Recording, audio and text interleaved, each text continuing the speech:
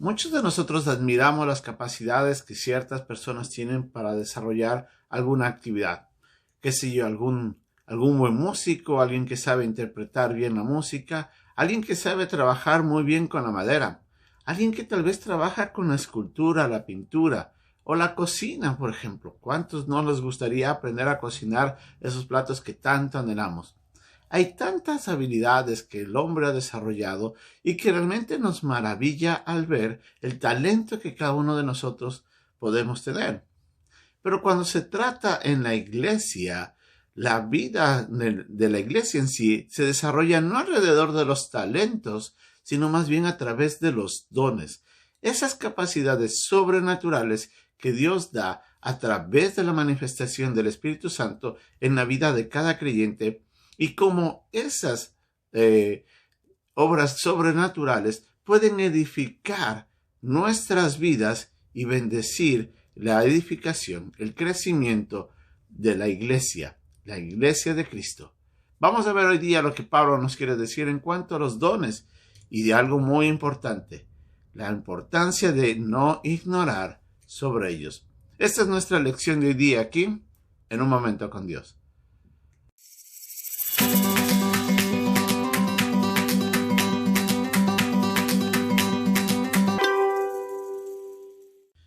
El apóstol Pablo va a pasar cerca de 3 capítulos hablando sobre los dones en esta carta a los Corintios. Como él comienza diciendo en el versículo 1, lo que él quería sobre todas las cosas es evitar de que los hermanos que estaban en Corinto ignoren de la presencia de los dones, cuál es el propósito y cómo ellos obran para edificar la iglesia.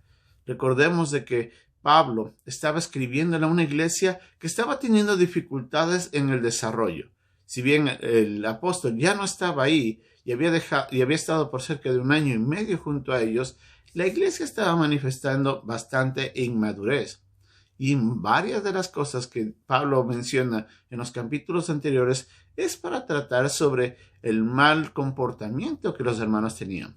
Pero ahora Pablo se enfoca específicamente sobre los dones porque él quería de que la iglesia comience a edificarse correctamente, pero necesitaba de que los hermanos conozcan cuáles son los dones, cómo ellos pueden ser usados y cuál es el propósito de ellos. Entonces Pablo les dice de una manera muy importante, les dice, hermanos, no quiero que ignoréis acerca de los dones espirituales.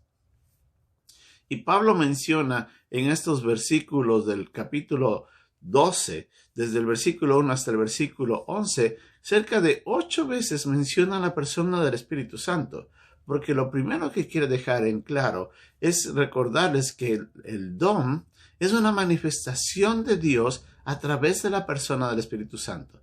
Es el Espíritu Santo, como nos dice en el versículo 11, quien soberanamente decide qué don recibe cada creyente. La palabra don es en sí, es una dádiva o es un regalo merecido de gracia, recibido por gracia. Es un don de gracia. En otras palabras, algo que ni usted ni yo merecemos, pero en la soberanía de Dios, en su buena voluntad y en el deseo de edificar la iglesia, capacita a cada creyente con esta capacidad o con esta obra sobrenatural para edificar la iglesia. La lista de dones varían y muchos llegan a pensar que existen entre 16 y 18 dones. Entre ellos está el don de fe, el don de dar, el don de sabiduría, el don de conocimiento, está el don de la predicación, el del pastorado, el de administrar, el de servir, el de misericordia y otros más.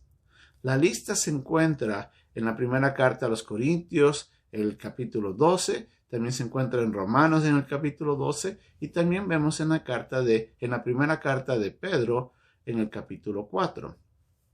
Y hablan sobre estos dones. Pero es nuestra responsabilidad conocerlos. A veces nosotros ignoramos, no por desconocimiento que existen, sino por una ignorancia voluntaria. En otras palabras, queremos dejar de saber de ellos porque no nos interesan. Muchas de las personas escuchan una y otra vez y saben de que deben tener algún don, pero no se preocupan por conocer cuáles son los dones que tenemos. Y ahí estamos cumpliendo o estamos cayendo en lo que se conoce un acto doloso. Doloso quiere decir que nosotros voluntariamente decidimos no hacer algo para no entrar en compromiso. Y ahí es un gran problema. Porque recordemos de que, como nos dice en el versículo 5, el versículo 7, el don es una manifestación del Espíritu Santo. Cuando yo, teniendo un don, no lo pongo al uso de la iglesia, para el beneficio de la iglesia, yo estoy impidiendo que Dios, a través de mí, por la obra del Espíritu Santo, en el uso de ese don, se manifieste y bendiga y edifique la iglesia. O sea, yo puedo tomar mi don o los dones que he recibido, ponerme a un costado y no dejar de que Dios se manifieste a través de mí para no favorecer a mis hermanos. Y eso no es correcto. Recordemos de que la Biblia nos dice de que los dones, o el pasaje nos dice que los dones son dados para provecho, para beneficio, para edificación de la iglesia.